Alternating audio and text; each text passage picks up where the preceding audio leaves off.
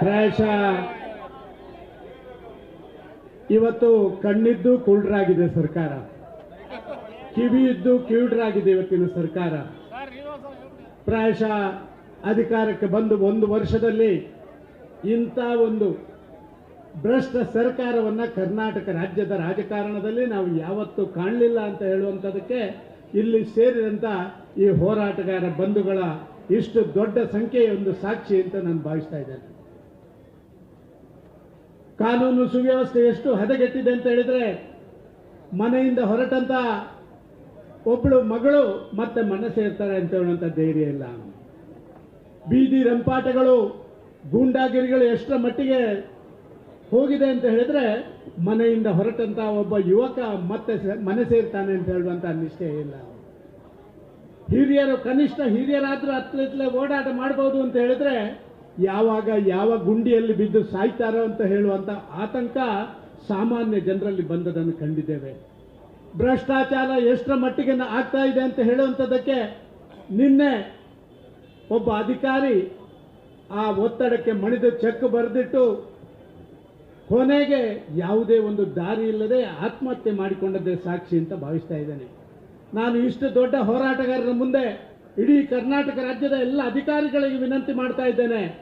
ಖಂಡಿತವಾಗಿ ನಮಗೆ ಗೊತ್ತಿದೆ, 1 ವರ್ಷದ ಅವಧಿಯಲ್ಲಿ 100 ಅಧಿಕಾರಿಗಳ ಮೇಲೆ ಈ ಮಂತ್ರಿಗಳು, ಮುಖ್ಯಮಂತ್ರಿಗಳು, ಉಪಮುಖ್ಯಮಂತ್ರಿಗಳು ಒತ್ತಡ ಹಾಕಿ 100 ಚೆಕ್ಗಳನ್ನು ಬರೆಸಿದ್ದಾರೆ. ನಮಗೆ ಗೊತ್ತಿದೆ. ದಯವಿಟ್ಟು ನಿಮ್ಮಲ್ಲಿ ಪ್ರಾರ್ಥನೆ ಮಾಡಿಕೊಳ್ತೇವೆ, ನಿಮ್ಮ ಪರವಾಗಿ ನಾವಿದ್ದೇವೆ.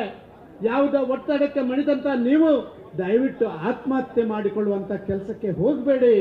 ಈ ಕಾಂಗ್ರೆಸ್ಸಿಗರು ಇದೇ ರೀತಿ ಆದ್ರೆ ಯಾವ ಅಧಿಕಾರಿಯೂ ಕೆಲಸ ಮಾಡುವಂತ ಸಾಧ್ಯತೆ ಇಲ್ಲ. ಸಾಧಾರಣ ಒಬ್ಬ ಕಾರಕುನದಿಂದ ಹಿಡಿದು ಯಾವುದೇ ಹೈ ಲೆವೆಲ್ ಅಧಿಕಾರಿ ಕೂಡ ಇವತ್ತು ಅಧಿಕಾರ ಮಾಡಲಿಕ್ಕೆ ಸಾಧ್ಯ ಇಲ್ಲದಂತ ದಯನೀಯ ಪರಿಸ್ಥಿತಿಯನ್ನು ಕಾಂಗ್ರೆಸ್ನ ಸರ್ಕಾರ ತಂದಿರುವಂಥದ್ದು ಒಂದು ದುರಂತ ಅಂತ ನಾನು ಭಾವಿಸ್ತಾ ಇದ್ದೇನೆ.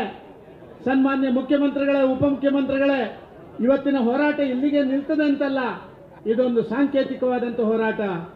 ಈಗಾಗಲೇ ನಮ್ಮ ಪಕ್ಷದ ಪ್ರಮುಖರು ಈಗಾಗಲೇ ತೀರ್ಮಾನ ಮಾಡಿದ್ದಾರೆ. ನೀವು ಗುಂಡಿ ಮುಚ್ಚುವಂತಹ ಕೆಲಸ ಕಾರ್ಯಗಳನ್ನು ತಕ್ಷಣ ಕೈಗೆತ್ತಿಕೊಳ್ಳದಿದ್ರೆ, ನೀವು ಈ ರೀತಿ ಭ್ರಷ್ಟಾಚಾರವನ್ನು ನಿಲ್ಲಿಸುವಂತ ಕೆಲಸ ಕಾರ್ಯಗಳನ್ನು ಮಾಡಿದ್ರೆ ಅನಿವಾರ್ಯವಾಗಿ ಉಗ್ರ ಹೋರಾಟವನ್ನು ನಾವು ಕೈಗೆತ್ತಿಕೊಳ್ಬೇಕಾಗ್ತದೆ. ಸಾಂಕೇತಿಕ ಹೋರಾಟದಿಂದ ನಿಮಗೇನು ಗೊತ್ತಾಗೋದಿಲ್ಲ ಅಂತ ನಾನು ಭಾವಿಸ್ತಾ ಇದ್ದೇನೆ. ನಾನು ಮುಖ್ಯಮಂತ್ರಿಗಳಿಗೆ, ಉಪಮುಖ್ಯಮಂತ್ರಿಗಳಿಗೆ ಹೇಳಲಿಕ್ಕೆ ಇಷ್ಟಪಡ್ತಾ ಇದ್ದೇನೆ, ನಿಮ್ಮ ಭ್ರಷ್ಟಾಚಾರದ ಈ ಒಂದು ದೊಡ್ಡ ಕಾರ್ಯಾಚರಣೆ ಸಾಮಾನ್ಯ ಕರ್ನಾಟಕದ ಜನನನ್ನ ಒಂದು ರೀತಿ ತುಂಬಾ ಆತಂಕಕ್ಕೆ ಒಳಗಾಗುವಂತ ಕೆಲಸ ಕಾರ್ಯಗಳನ್ನು ಮಾಡಿದ್ದಾರೆ. ಅಧಿಕಾರಿಗಳಿಗೆ ಇವತ್ತು ಅಧಿಕಾರವನ್ನು ಚಲಾವಣೆ ಮಾಡಲಿಕ್ಕೆ ಸಾಧ್ಯ ಆಗುವುದಿಲ್ಲ. ಕಾಂಟ್ರಾಕ್ಟರ್ಗಳಿಗೆ ಯಾವುದೇ ಬಿಲ್ಲನ್ನು ಪಾವತಿ ಮಾಡದೆ ಅವರು ಯಾವುದೇ ಕೆಲಸ ಕಾರ್ಯಗಳನ್ನು ಮಾಡಲಿಕ್ಕೆ ಸಾಧ್ಯ ಆಗದಂತ ಪರಿಸ್ಥಿತಿ. ಚುನಾವಣೆಗೆ ಮತ್ತೊಂದಕ್ಕೆ ವಿಶೇಷ ಹಣವನ್ನ ಕ್ರೋಢೀಕರಣ ಮಾಡುವುದರ ಮುಖಾಂತರ ಖಜಾನೆಯ ಬೊಕ್ಕಸವನ್ನು ಬರಿದು ಮಾಡುವಂತ ಕೆಲಸ ಮಾಡಿದ್ದೀರಿ. ದಯವಿಟ್ಟು ಈ ಒಂದು ಎಚ್ಚರಿಕೆ, ನಿಮಗೆ ಕೊಟ್ಟಂತ ಎಚ್ಚರಿಕೆಯನ್ನು ದಯವಿಟ್ಟು ಗಂಭೀರವಾಗಿ ಪರಿಗಣಿಸಿ. ಇವತ್ತು ಮಾಡುವಂತ ಈ ಹೋರಾಟ ಕರ್ನಾಟಕ ರಾಜ್ಯದ ಜನರ ಪರವಾಗಿ ಮಾಡುವಂತ ಹೋರಾಟ. ಭಾರತೀಯ ಜನತಾ ಪಾರ್ಟಿ ಅಧಿಕಾರದಲ್ಲಿರಬಹುದು, ಇಲ್ಲದಿರಬಹುದು, ಆದ್ರೆ ಭಾರತೀಯ ಜನತಾ ಪಾರ್ಟಿ ಜನಸಾಮಾನ್ಯರ ಪರವಾಗಿರುವಂತ ಆ ಕೆಲಸ ಕಾರ್ಯಗಳಲ್ಲಿ ನಿರಂತರವಾಗಿ ತಮ್ಮನ್ನು ತೊಡಗಿಸಿಕೊಳ್ಳುವಂತ ಕೆಲಸ ಕಾರ್ಯಗಳನ್ನು ಮಾಡ್ತಾರೆ.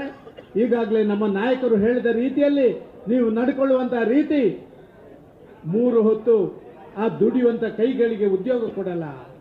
3 ಹೊತ್ತು ಈ ರಾಜ್ಯದಲ್ಲಿ ಸುಖ ಶಾಂತಿಯಿಂದ ಬದುಕಲಿಕ್ಕೆ ಸಾಧ್ಯ ಆಗುವಂತಹ ವ್ಯವಸ್ಥೆಯನ್ನು ಮಾಡ್ತಾ ಇಲ್ಲ. ಇವತ್ತು ಎಲ್ಲಿ ಹೋದ್ರೂ ಕೂಡ ಈ ಗೂಂಡಾ ರಾಜಕಾರಣ, ಭ್ರಷ್ಟಾಚಾರದ ರಾಜಕಾರಣ, ಇದನ್ನು ಕೊನೆಗೊಳಿಸಿ ಅಂತ ಹೇಳುವಂತ ಮಾತನ್ನ, ಎಚ್ಚರಿಕೆಯ ಮಾತನ್ನ ಮಾತ್ರ ಈ ಸಂದರ್ಭದಲ್ಲಿ ಹೇಳಿ ಹೋರಾಟ ಮುಂದುವರಿಯುತ್ತದೆ.